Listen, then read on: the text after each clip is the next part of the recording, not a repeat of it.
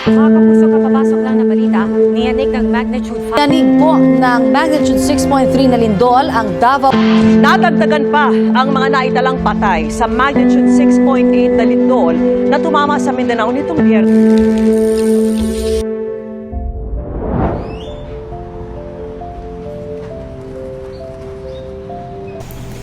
Magandang hapon po sa inyo lahat. Ako po si Judith Apolonio, Barangay Secretary ng Barangay NPDS BAC. May ilang katanungan na po kami nakahanda tungkol sa lindol. Ang unang tanong po ay, ano ang mga karaniwang paghahanda laban sa lindol? Sa lindol, yun nga, dito sa gobyerno kasi natin, meron kasing ng quarterly simultaneous earthquake drill.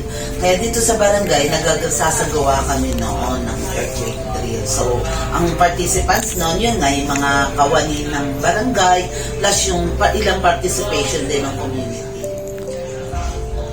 May nakahanda bang earthquake emergency plan? Ano po ang papel nyo rito kung meron? Sa earthquake drill, Apo. kung nagkaroon ng lindol, tatakbo kami lahat. Di syempre, di ba, ang natin, yung cover duck and Yes. naman yan, di ba? Sino-sino ang mga kasali sa paghahanda at pagtugon sa lindol? Sa mga lindol, yung nakita nyo, yun nga sa chart namin, yung sa BDRRN. So, meron kaming bawat mga kagawad, may mga kanya-kanyang designated committee. So kapag in case na magkaroon ng ganoong kasakuna, so yun yung mga nasa committee na yun yung kikilos para doon sa mga committees. Diba, may committees doon ng finance, health, diba, ng disaster, ng evacuation. So nakita nyo, pwede man picturean nyo para may The next question po ay, paano sinisigurado na alam ng lahat ang tamang evacuation route at ang drop, cover, and hold technique? Ayun. Dito sa bahagi, yun, kapag nagkakaroon kami ng simultaneous, so na earthquake drill, so yun ang inaano namin na dapat makita na naka-duck hold and tayo. Tapos, ang inaano rin namin, di ba, dun sa school naman kasi, tinuturo din yon. Kaya, ibig sabihin, katuwang din ng barangay, yung school, para sa pag-orient dun sa mga bata, para sa ganyang paghahanda. Ang last question po ay, ano ang mga hamon sa paghanda para sa lindol? Hamon. Kasi di ba nitong nakaraan nagkaroon tayo ng panawagan para dun sa the big one, di ba? So ang inaano natin na lahat ng mga tao mas maganda kung meron sila nakahandang go bag. Para yun yung paghahanda para kung sakali man dumating yun, may nakahanda kang immediate na gamit para doon. So yun nung nakakaraan, yun pa rin na nagawa. Pero nito parang hindi na iyon ang anuhan namin eh. Pero ganun ang panawagan natin talaga. Next po ay, during the earthquake, ano ang unang ginagawa kapag biglang lumindol habang may aktibidad? Aktibidad. Di syempre, duck hold and ulit. Tapos, saka titipunin mo na wag magpanik yung mga tao. Tapos, saka pagka natapos na yung lindol, na stable na siya, o di saka pauwin yung mga tao para umuwi sa kanilang bahay at tingnan kung may apektado sa mga bahay-bahay nila. Next question po ay, sino ang namumuno sa evacuation at paano ito sinasagawa? Ayun, meron kaming meron kaming committee para sa evacuation. Tapos, meron kami yung mga BHW namin, sila yung mga masiwa doon sa evacuation para halimbawa, kuhanan ng PP, checkin yung mga bata, mga timbang, or yung mga buntis, tapos sila na yung naglilista para namomonitor kung ano-ano mga ano-ano yung mga naapektuhan or yung sino-sino yung mga tao nandyan sa evacuation. May hakbang ba para sa mga may special needs, kapansanan o hirap kumilos? Sa ganun, pinapriority yon kasi kaya nga tinitingnan ng ng mga BHW kung sino yung mga ganun para at least na-separate sila para mas matingnan ano-ano yung mas condition na kailangan na maitukoy sa kanila. Limbawa, yung mga elderly, ano-ano yung mga kailangan nila. Limbawa, kailangan ng banggamot, BP or ano man. O yung mga PWDs natin, ano ang kailangan na pwede nating maipantugon agad. So, yun, naanuhan naman, ina-assess agad ng mga BHW natin para makatulong doon. Last question po ay, paano sinisiguradong ligtas at kompleto ang lahat pagkatapos ng ito? Kompleto, sino yung bawat syempre sa pamilya yan, bahala sila, tingnan nila yung mga kung sino, halimbawa kung nasa iba't ibang lugar sila, syempre may communication sila, bawat pamilya, kumusta na ba yung lugar mo dyan, nasaan ka na ba, o diba, kumbaga sa bawat individual, yung communication ang mahalaga doon para tingnan nila na bawat mga kapamilya nila ay safe ba doon sa lugar na kaya kinapuntahan nila. Ang next po ay, pagkatapos ng ito, paano tinutulungan ang mga nasugatan o nangangailangan ng first aid? Siyempre lalagyan ng bandage, ng bayad. Ayun, tutulungan. Siyempre, yung mga first aid natin, yung mga BH natin, nakahanda naman dyan. Meron naman tayo kasi mga pang first aid dito na gamit para at least kapag kami mga ganoon, pwedeng mabigyan ng first aid. Para, ayun, hindi, saka after first aid, meron naman kami ambulance dito, madala agad doon sa hospital kung kinakailangan. Ang question po ay, paano tinitiyak kung ligtas pang gamitin ang mga gusali? Ay, hindi kami yan. Ang BFP talaga yan. Sila ang may noon. Sila ang mag-a-assess niyan kung may crack, kung na ba, kung pwede na bang i-abandon ang mga building or mga gusali. Ang BFP yan, hindi ang barangay.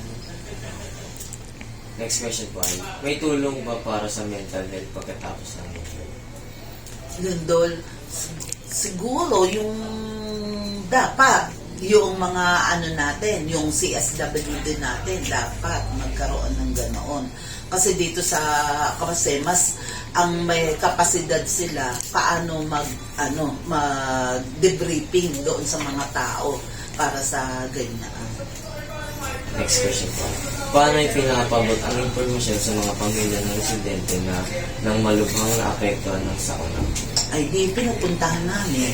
Meron kasi limbawa dito, tulad limbawa dyan kung nandyan sa Nabotas Hospital or tinatawag dito sa amin. So kami naman, pinupuntahan namin, hinahanap namin kung saan yung pamilya ng mga tao na yon para mapaabutan at mapapuntahan sila doon kung saan mang ospital or napunta yun. Naapektuhan na yun. Ang last question po ay, kung may kailangang relief goods, paano ito pinapamahagi at sinusigurong pantay? Ayun nga, kasi dito, kapag nagkaroon ka ng, halimbawa, ng sakuna, lindol, or ano man, kinukuha yan per family. Ilan ang membro ng bawat pamilya. Kaya sa isang pamilya, kaya para pag, halimbawa, ang naapektuhan ay 100, yan ang tinitiyak na mabibigyan lahat ng mga yan kasi nagbibigay ng booklet na gano'n para doon pinipirma doon nakasinusulat kung ano ay mga natatanggap ng per pamilya. Okay na. Okay, thank you rin. Thank you po. Ako nga pala si Jose Amparado Caporal Jr., BDRRM, focal person ng Barangay NPBS Tagatagatan. At the same time, fire chief ako ng Barangay NPBS Tagatagatan para in rescue volunteer brigade. Magandang tanghal po, Jose Caporal. Mr. Jose Caporal. May ilang katanungan na po kami tungkol sa hazard. Ang unang katanungan po ay, ano ang mga karaniwang paghahanda laban sa lindol? So, kalimitan naman kasi, nagsasagawa tayo ng earthquake drill. Para sa ganun, mapagandaan natin ang sinasabi nilang the big one. So, school, government facilities, barangay, kakalam ko 3 beses sa isang taon tayo nag-earthquake drill. So, yun ang pinaka pag-aaral para mapagandaan ang lindol sa atin. Okay po. Ang next question po ay, sino-sino ang mga kasali sa paghahanda at pagtugon sa lindol? Una, ang in charge, which is barangay, kasi kami mismo ang frontline. So, andyan ang manggagaling ang utos sa amin sa higher level katulad ng kapitan. So, ibababa sa amin ng mga kagawad. So, take in charge na ako sa mga volunteer at kami na mismo ang magsasagawa ng mga evacuation kung sakasali o kaya retrieve. Tsaka nandyan naman si National, tutulong din sa amin, at si National Defense. Yun ang pinakasentro. Ang pinakasentro pagdating sa disaster, National Defense. Ang next po ay, during an earthquake, ano ang unang ginagawa kapag lumilindol habang may aktibidad? Pag yanig, pag lindol, una-unang gagawin natin, huminto tayo, tapos maghanap tayo ng kung saan tayo magdadak, cover and hold. So, kalimitan sa lamesa na matatatag or sa mga dapat nating pagtaguan. So, wag natin kalimutan ang duck, cover and hold para maprotektahan ng ulo at leg natin. After ng lindol, sabay-sabay tayong lumabas ng bahay, pumunta sa pinaka-open space kung saan walang babaksak na kuryente, poste na kuryente, or mga bubong or establishment or mga debris na baksak sa atin. So, kailangan tayo pumunta sa open space at doon mag-duck, cover and hold. Ang next question po ay, may hakbang ba para sa mga may special needs, kapansanan, or hirap kumilos? Kalimitan, pag evacuation, mag-evac tayo. So, yun ang priority. Mga children, mga senior citizens, mga PWDs, mga kapatid nating may mga special needs. So, yun ang special na unang-unang inaano natin, nililikas. Kasi yun ang mga nangangailangan ng tulong. Paano naipapaabot ang impormasyon sa mga pamilya ng residente ng malubhang naapektuhan ng sakuna? Kalimitan naman kasi dagsayan kung sakasakaling magkaroon ng magdadagsayan sa evacuation center. Ang magagawa namin, bago namin madala sila sa evacuation center, maitala namin sa mga master list. Sa ganon, meron kami mga bilang ng mga evacuee at mga pangalan kung sakasakaling may maghanap sa kanila ng mga kapamilya nila. Ang last question po ay, kung may kailangan ng relief goods, paano ito pinapahagi at sinisiguradong pantay ito? Sa unang yugto ng pangyayari ng paglindol or pagbagyo, si barangay una magpapakain. Automatic yun. Pag naitala na sila, merong member or grupo ng kawani ng barangay na mag-aasikaso ng mga pangangailangan nila ukol sa pagkain. So pag nandun na sila sa evacuation center, bibilangin, itatala pangalan nila, afterwards noon, ilang oras lang, bibigyan na sila ng pagkain. Sa ganun, maibsan ang gutom nila habang lumilikas sila sa bahay papuntang evacuation center. Samantala, nasa 1,700 na po ang nasawi sa magnitude 7.7 na lindol na yumanig sa Myanmar nitong Biyernes.